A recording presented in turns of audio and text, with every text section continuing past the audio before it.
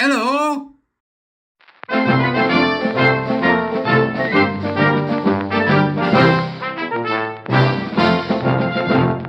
going to dive straight in. I'm going to talk to you about various different things. I'm going to talk to you a little bit about the network, what we kind of get up to, as well as having a little bit of a dig into why we're doing this stuff, why we need networks, why we need to be focusing on this stuff. So if I take you back to about a year and a half ago, 2 years ago, so before merger happened, but we knew the merger was happening, there were 3 legacy LGBTQIA plus networks, so one in digital, one in NHS England, and one in Health Education England, all really established in their own right, and doing really great work. But the 3 of them, the 3 chairs at the time, Anthony, Daniel, and Sam, kind of all got together, started to have conversations about what was going to be the best way to be able to harmonise. If you want, you have to like. Actually, can you just mute whoever that was that just came in? All right. Thanks. So they just started the work around how do we harmonise 3 fairly well-established staff networks, particularly in that, not everybody was happy about being merged into NHS England.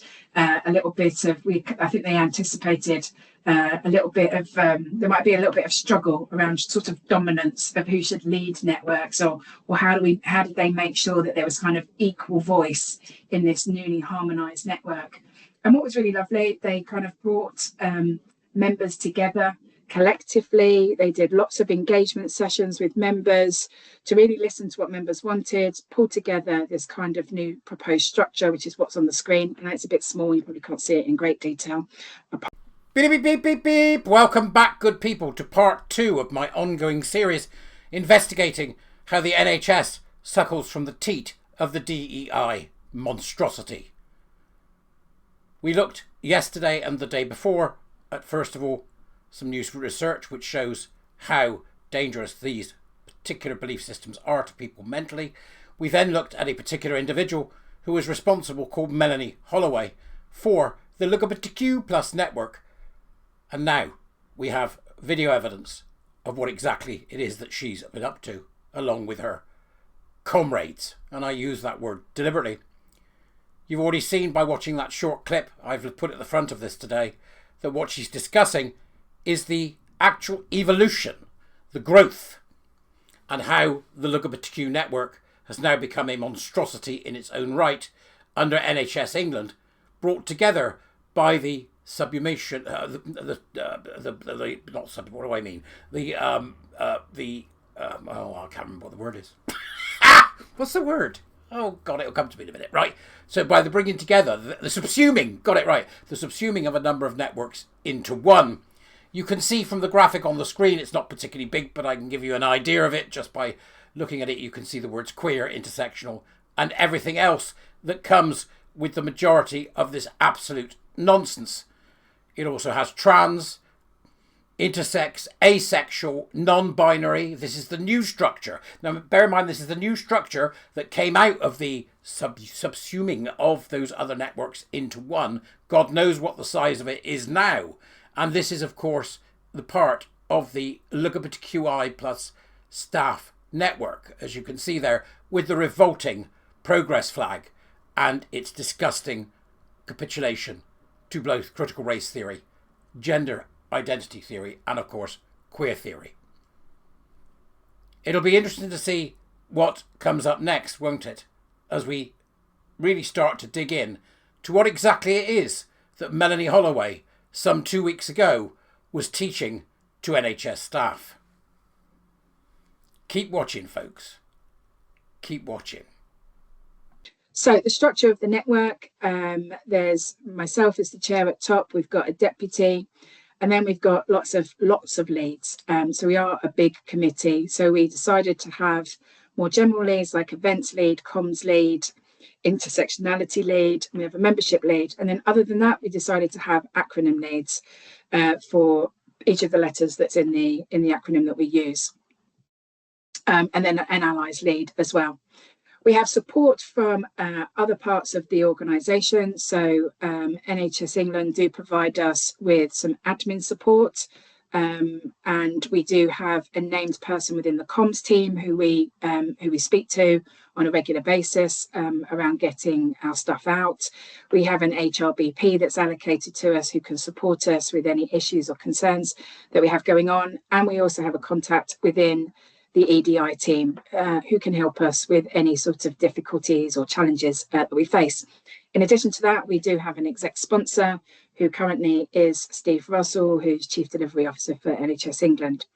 The bits that we haven't really kind of finessed was we had really hoped that we would get regional contacts for each of the 7 regions. We haven't really been able to focus in on that as yet. The stuff around staff networks from a national perspective for NHS England, whatever happened before, I'm not really sure, but regional networks are not automatically connected in, don't report into national networks. But again, I think there's a piece of work that needs to happen that we want to be focusing on this year, which is where we do make connections with regional networks. We know they don't exist in all regions. And this is really important because there's some of the stuff that some of our members will come to us wanting, but actually we can only really give it to them on a regional basis. So particularly where people want more social events and maybe face-to-face stuff and those kinds of things really needs to come from a region. They're very difficult for us as a national network for us to be able to put on. And then there's the other elements within the organisation that support all staff networks. So there's Freedom to Speak Up Guardians. We've got the Employee Assist programme, trade unions, mental health first aiders that's missed off the list. But yeah, so essentially this is the new structure that we have been working against, and for the most part works really well. As you are able to hear, there is an explanation of the breakdown of this group. Now, bear in mind that this group is an extra group, i.e., this is not anything to do with NHS work unless it's explicitly attached to EDI, DEI, or from the sound of it, social gatherings. The sheer number of people involved should give us pause for thought. I'd hate to think what the budget is for this in a standard year. But as you can see, there is a network with a formed committee that also includes such things as the intersectionality group, the intersectionality lead. Really? What does that person do? Have they got like a big chart, a big Excel chart where they put down whether you're fat or stupid or gay or queer or bi, and then do the same across the top and tick the boxes so that they can then send you a number that actually tells you how oppressed you are within the NHS structures? What exactly is that? And how about the queer one? What's that about then? What exactly does the queer lead do? How does queer theory have anything to do with the NHS? I'm totting it up here, and I reckon there's more than 20 people involved with this nonsense. And if they're spending 100 hours a year on this, 2 hours a week, I bet it's more than that. I bet it's 20%. I'll put money on it. But if they're spending 100 hours a year on this, what's this costing the public? Where's our money going? But not just that, it also links into just about every other department so they can interfere in what's going on there. And once again, is backed by the union. When is the UK government going to get a handle on this? Wes Streeting needs to take a very close look at what this damned organisation is doing.